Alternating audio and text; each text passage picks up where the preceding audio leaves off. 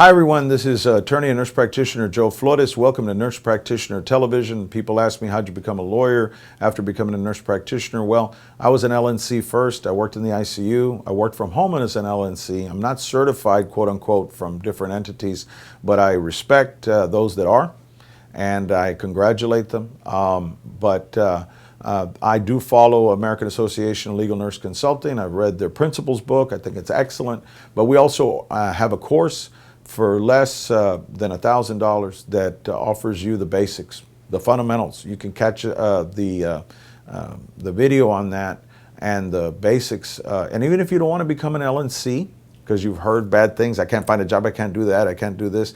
With us, when you become part of our MP tribe, I will stand by you and let you know about trial lawyers. I'm in a lot of groups of pretty elite guys that I have a lot of respect for, ladies and gentlemen that are trial lawyers, and we can help put you in contact with those people. We can't guarantee that you're going to get on with them, but get your foot through the door.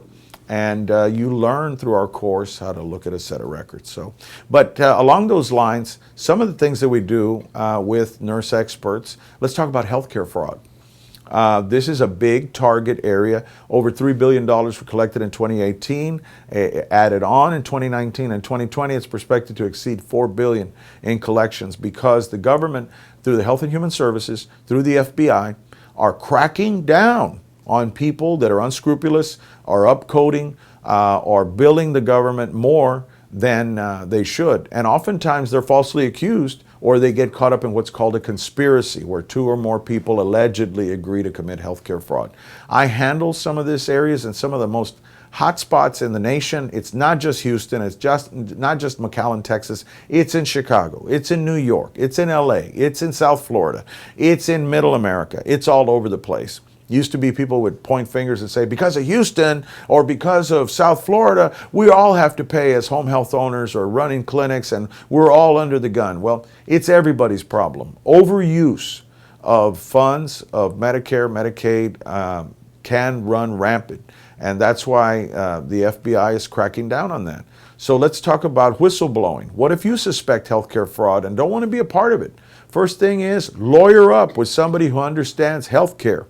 And the basics, a whistleblower case, you can even collect money from 10 to 30% by reporting healthcare fraud and getting yourself in front of it where you don't get accused of it. You're a whistleblower.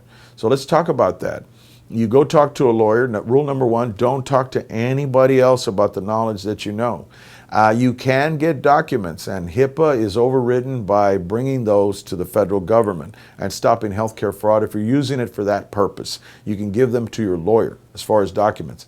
As far as not discussing it, why? There's a thing called a seal. You want to keep a seal on things or a lid on things. You don't want the media to know about it, because once it breaks the seal and becomes a matter of public record or public knowledge, you will never receive a reward. And often people will tell me, I don't want the money, I just want justice. Well, you're not going to get justice if you talk about the case to everyone in your family, all your neighbors, and all your coworkers. If you suspect healthcare fraud, jump in there immediately.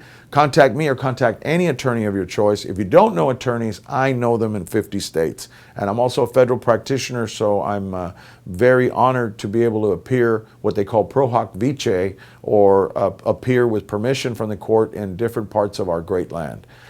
So once we file that, we get enough documents, we interview you, we find out that there is in fact fraud, or there's a high chance or high probability of it, we file it under seal with the state attorney general, and also of your state, and also with the federal government in your district. Then the government has up to several months to over a year, if they want, to keep looking into it on the down low, and you are in a vow of silence, secrecy about it, with only your lawyer. You talk about things. And if they unseal it, that means that they're going to go after the people. They're a target now. And often when the government is going to go after somebody 9 out of 10 times, they don't want to go to jail. They want to pay a fine, a big one. Well, that fine and that payback to the government tied in there, you get a reward for doing that.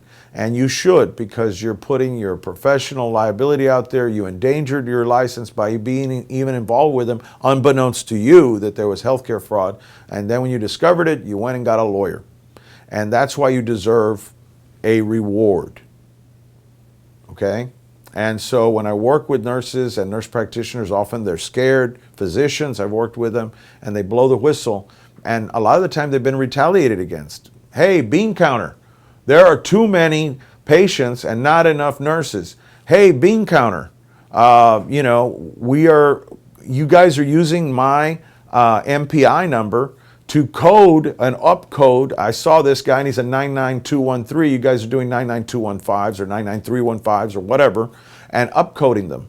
And you are using my billing number to do it. And so those are the kinds of things that people get retaliated against, people get fired. So often we have the delicate balance between an employee lawsuit and a quiet whistleblower on the down low action.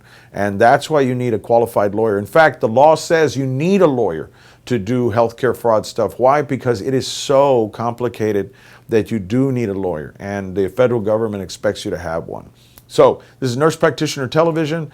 We have other videos, but this is a very important one, near and dear to my heart. Healthcare fraud, we all pay if we don't prevent it, because we are paying the most in any other industrialized country or any country in the world.